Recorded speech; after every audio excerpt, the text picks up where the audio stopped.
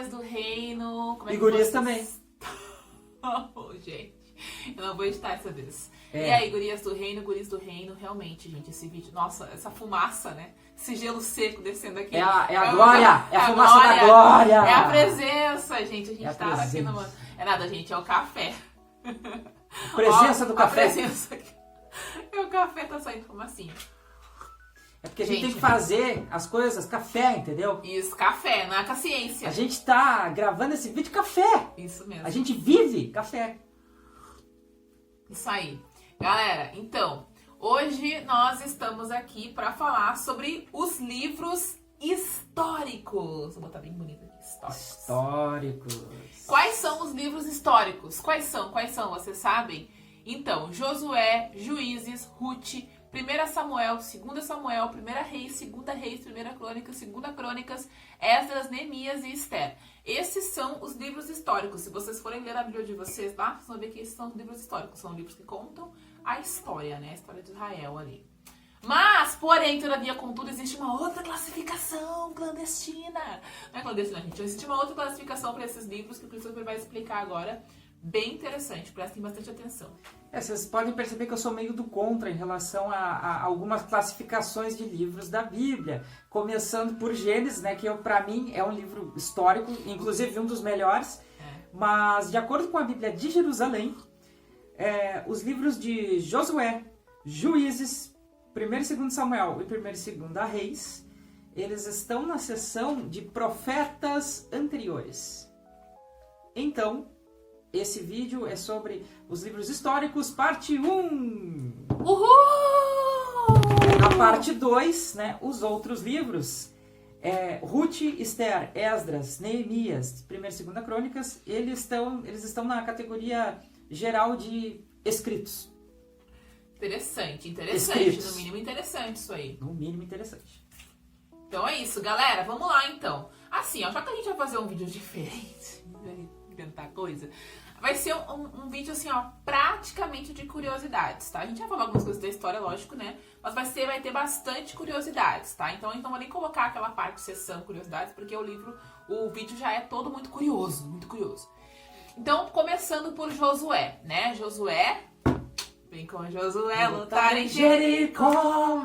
Quem não viu o vídeo anterior, gente, assista, que foi um vídeo super musical, a gente cantou bastante. Quem queria ver os últimos sucessos lá de Viviana Beck, Christopher Beck, tava lá. Agora não vai ter mais, esse vídeo aqui vai ser diferente. Metal, nobre. Sim. Ai, não quer falar de novo. Jericó, escutem. Enfim, gente, vamos lá. Josué, então, ele cobre 7 anos, né, de história. Povo, né, de história. E 3 campanhas bem-sucedidas contra os cananeus. O Christopher vai falar um pouco melhor sobre os cananeus depois, mas os cananeus, gente, são os descendentes de Canaã, que são os filhos de Cã. Isso, filho de Noé, então Canaã era neto de Noé. Isso aí. Aquele que, né, enfim, atropelou o pai, né? Isso. Enfim, abusou sexualmente do pai. Tá, e os contra, né, os cananeus, e que essa luta que vai durar, né, contra os cananeus, ela dura desde Josué até Davi, né, 400 anos depois. Então, assim, foi bastante tempo de luta, né? Muito tempo. Eles que lutem. Exatamente. E a outra coisa, então, a outra informação é sobre o nome de Josué. Josué originalmente se chamava Oséias, que quer dizer salvação. Moisés, né, mudou o nome de Josué, porque o nome Oséias significava salvação e Josué significa Yahvé salvação. Gente, esse pessoal é muito profético, né? Palmas. Isso que é gente profética, não é nós que fica inventando profecia. Profetada, né? Eis que te digo! Vale a Bíblia. Inclusive também é a mesma raiz pro nome de Jesus, né? Josué, Jesus, são bons nomes para dar para as crianças aí, ao invés de Enos e Valentina. Agora o Christopher vai falar mais algumas informações sobre Josué. Só para complementar essa informação do nome de Josué, no no grego do Novo Testamento, o grego koi, não vou lembrar, depois vai aparecer o tipo do grego aqui, não é o grego clássico, é um grego popular. Os nomes Jesus e Josué é exatamente o mesmo nome.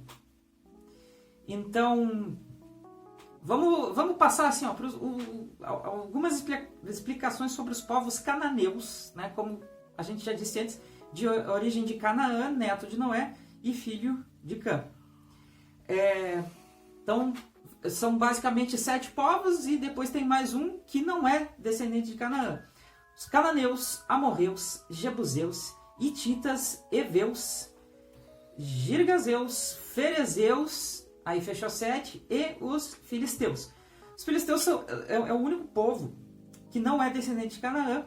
Eles são oriundos de Caftor, que é a ilha de Creta, na Grécia. Bem longe. Então, tem uma curiosidade a respeito do alfabeto. Alguns estudiosos atribuem aos cananeus a criação do alfabeto semita, do qual vieram o hebraico e as outras línguas semitas do noroeste. Os fenícios levaram esse alfabeto semita para a Grécia. Creta, Grécia, né? Onde foi adaptado e então levado pelos etruscos para a Itália. Gente, posso fazer uma adendo? Claro! Sobre esse monte de povo, tá, gente? Na verdade, assim, ó, esses nomes, tá? Muitos deles foram inventados depois. Tem muita confusão aqui com esses povos também. Tem gente que confunde os hebreus com os ixos. Tipo, é uma loucura. Porque era muito povinho. Era muita galera, sabe? Muito clã. Então, é meio confuso assim mesmo, né? Pode parecer meio confuso quando a gente estuda a Bíblia. E interessante em relação ao alfabeto dos fenícios, né? Eu tô vendo sobre esses povos aí com os meus alunos do primeiro ano, né? Aos fenícios também é atribuída, né, a escrita, o alfabeto fonético, né? Antes era por símbolo, era muito mais difícil. Então, o alfabeto fonético, ele tinha só 20 e poucas... 23, 24, né? Isso, símbolos que eles tinham que usar. Eu né? ouvi essa aula. Então, e aí, depois, os gregos colocaram as vogais, né? Então, tipo, aprimoraram aquilo que os fenícios fizeram. É isso. É interessante que eu sempre gostei muito de história, era a matéria que eu mais gostava, né, na época tanto do ensino fundamental quanto do médio. Tanto é que eu casei com uma professora de história. Olha só. Que matéria que você gosta? Tu vê. Sabe? Tá aí a tua varoa. Vai ficar bobeando aí. Exatamente. Posso falar do resto? Continuar. Não é o resto, né, gente? É a continuação. Juízes. O livro de Juízes, tá? Esse termo em hebraico, ele é chapá. Eu acho que é chapá. O temudo assim mesmo. Não tem nada com chapar. Significa... não é de chapar. E o termo significa tanto julgar quanto governar. E era isso mesmo que os juízes faziam, né? Eles julgavam e também governavam, né? Então os juízes, eles eram caras bem legais. E uma outra coisa a respeito deles também é que eles eram escolhidos por Deus de verdade. Então eles... Tá certo, o Cristo também mexendo no meu negócio aqui, estragou tudo. Eles eram escolhidos por Deus. Então não tinha uma sucessão como nos outros povos. Gente, os hebreus, eles são muito diferentes dos outros povos que viviam naquelas regiões ali. Porque os povos, eles tinham, né, um rei, tinham lá um imperador e tal. E os hebreus, eles tinham uma pessoa que realmente era escolhida por Deus. Não tinha favoritismo, né? Não tinha... Exato. Aquele negócio que a gente tem, que tem hoje, mesmo nome que é favoritismo, que é a mesma coisa. Nepotismo? Nepotismo. Tipo, não existia isso. Os juízes, eles realmente eram escolhidos por Deus. E eles faziam de tudo, né? Eles comandavam, eles diziam quando que tinha que fazer a guerra, quando que não tinha e tal. Isso era bem interessante. O livro de Juízes, ele segue uma linha cíclica de acontecimentos. O povo se afasta de Deus, Deus permite que um povo de fora venha e oprima Israel, e aí Deus levanta um juiz que, além de julgar e governar, ele é um libertador, escolhido por Deus, fora de uma linha de sucessão, como se houvessem reis, porque Deus já tinha dito que vocês não vão fazer como os outros povos da terra, vocês não vão ter rei. Eu, o Senhor, vou ser o rei de vocês. Moral, hein? Moral. Então, algumas pessoas atribuem a Samuel a autoria do livro. Outras a Natã, outras a Gade. O certo é que ninguém sabe. Né? E assim como entre os profetas, tem os profetas maiores e os menores, eu descobri que entre os juízes também há uma subdivisão entre os juízes maiores e os menores.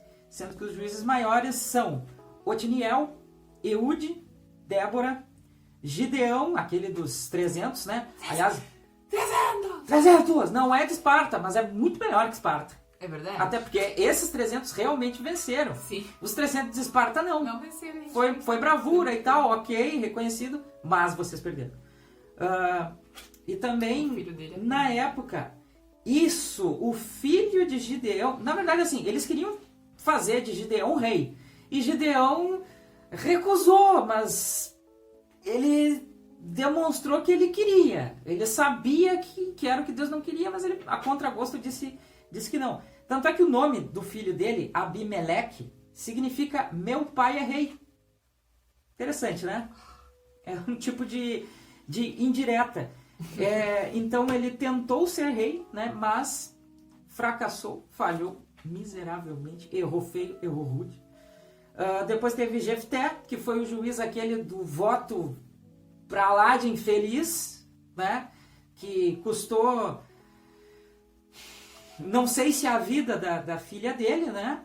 Ele disse que ia oferecer ao Senhor, consagrar ao Senhor. A gente não sabe se é numa relação tipo oferecer Isaac como sacrifício, que Deus acabou poupando, ou se é como na história de Ana, né? A mãe de Samuel, que ofereceu ele ao Senhor e acabou virando juiz, né? O último juiz de Israel. Tanto é que quando ela chora com as amigas dela, fica por 3 meses, parece, não lembro? Se estiver errado vai aparecer aqui. Chorar a sua virgindade eterna. Quer dizer, se tu vai morrer, tu vai lamentar que tu vai morrer. Né? Nossa, morri virgem. Poxa, imagina. E Sansão, né? Lembrando que Samuel, ele tá fora dessa classificação aqui, porque Samuel é para além. Para além é outro de ser nível. Profeta. Outro nível, exatamente. E os juízes menores, que são aqueles que a gente quase não ouve falar, quase não lembra, não sabe, né? Não, ninguém ouviu falar, a gente lê, né? Mas tem bem poucas informações na Bíblia, que é Sangar, Tola, Jair, Ibzan, Elon e Abdon. Tola, a gente não lembra porque agia com tolice.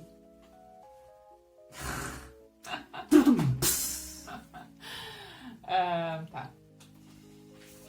É isso aí. E agora, então, a gente vai falar sobre 1ª e 2ª Samuel. A gente tá bem coladora, né, hoje. A gente tá colador, a gente cola bastante. Sim. 1ª e 2ª Samuel, então, conta, né, sobre o último juiz, o reinado, né, que é o Samuel, reinado de Saul e o reinado de Davi, né, que teve muita treta, né, entre eles.